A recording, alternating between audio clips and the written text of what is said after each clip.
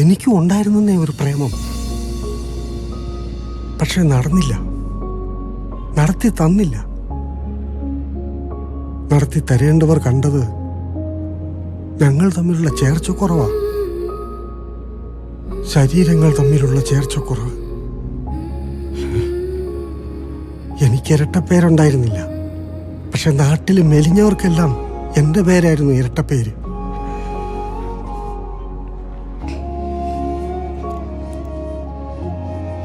എന്തിഷ്ടമായിരുന്നോ വർഗീസേ ഞങ്ങൾ തമ്മിൽ. എന്നിട്ടും ഞങ്ങളുടെ മനസ്സുകൾ തമ്മിലുള്ള പൊരുത്തം ആരും കണ്ടില്ല.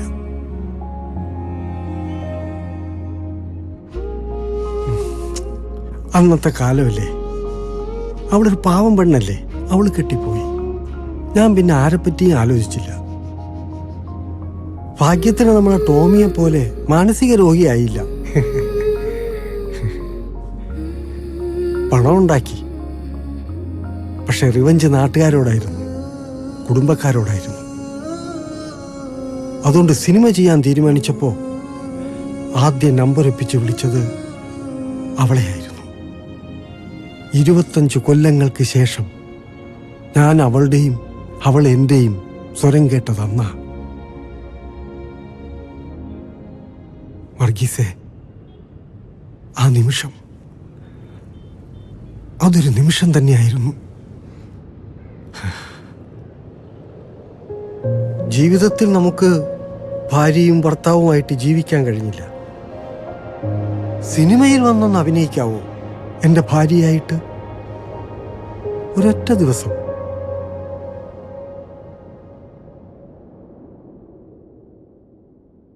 ഞാൻ വരാം.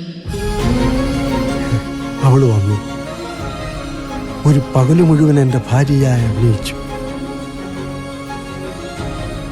ആ പകലിന് നീളം കൂട്ടാൻ ഒരു 35 ടേക്കോളം ഞാനങ്ങ് പോയി.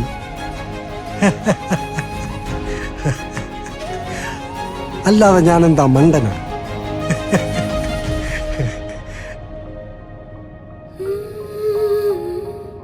ചങ്ക് പറഞ്ഞു പോകുന്ന വേദനയായിരുന്നു. അവളെ കിട്ടില്ലെന്ന് ഉറപ്പായ പണ്ടത്തെ ആ നാളുകളിലൊക്കെ ഞാൻ ഒറ്റയ്ക്കായിപ്പോയി. കല്യാണം കഴിഞ്ഞ് ഞങ്ങൾ ഒരുമിച്ചുള്ള കുറേ ഫോട്ടോ ഫ്രെയിം ചെയ്ത് വീട് മുഴുവൻ തൂക്കണമെന്നായിരുന്നു ഞങ്ങൾക്ക്. അത് നടന്നില്ല.